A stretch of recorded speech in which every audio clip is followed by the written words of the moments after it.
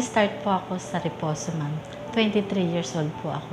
Medyo, meron na rin po akong skill sa wax, pero in-improve po ng Piandre. Yung pong natuto ako kung paano maging isang mabuting tao, mabuting empleyado, at saka sa mga turo po ni Ma'am Linda at sa tulong din po ng mga anak niya. Natuto akong magtipid, yung magtabi, meron kahit konti lang.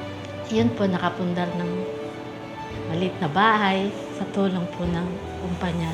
Ayo po yung sinasabi nila na, ay lagi ka nakangiti, yung ang gaan ng kamay mo pag ginagawa mo kami. Kaya po sabi nila, hindi ka namin makakalimutan. Dapat hindi ka agad mawala sa Piandre, dapat magtagal ka pa kasi wala naman kaming hinahanap. Pag bumabalik kami, ikaw lang. Sabi. Masaya, lalo na pagkakita pa lang nila sa akin, "Hi Marley, I love you, nandiyan ka pala," ganyan. Yun po, excited sila kasi hindi po nila pinagkakatiwala sa kanila yung gaya po ng mga wax, ganyan, mga kilay daw nila. Yun po.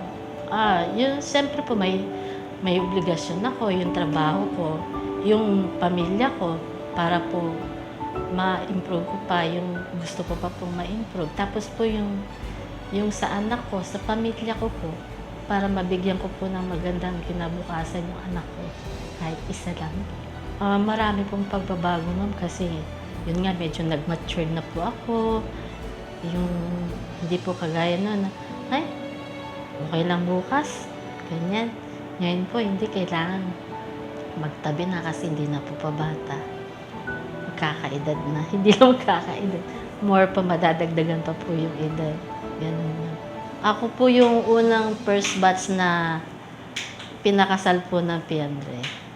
Malaki pong pagbabago kasi hindi naman po yung, hindi lang po yung ikinasal ka, ginabayan ka rin po ng unang-una po sa taas. Pangalawa po, si Linda. Tapos po yun. Siguro po, sasabihin ko talagang hindi kami nag-aaway, madalang lang. Po, tsaka yung mga retreat na binibigay ni Ma'am, yun po yung talagang naranasan ko na yung sa isang kumpanya po na may ganun. Kaya po masayang-masaya ako. Tapos minsan, di ba, yung sa mga blessing of the hands po, yung retreat po na kasama mo yung husband mo, yun po, masayang-masaya po. Doon pa lang parang sabi ko, ay hindi ko na makakalimutan ito. Wala na pong iba. Dito na lang talaga siguro pag tumanda ako. Ma'am, maraming salamat po. Kayo po ay malaking bagay na naghubog po sa akin. Sa tulong nyo po, sa mga payo nyo, marami pong salamat.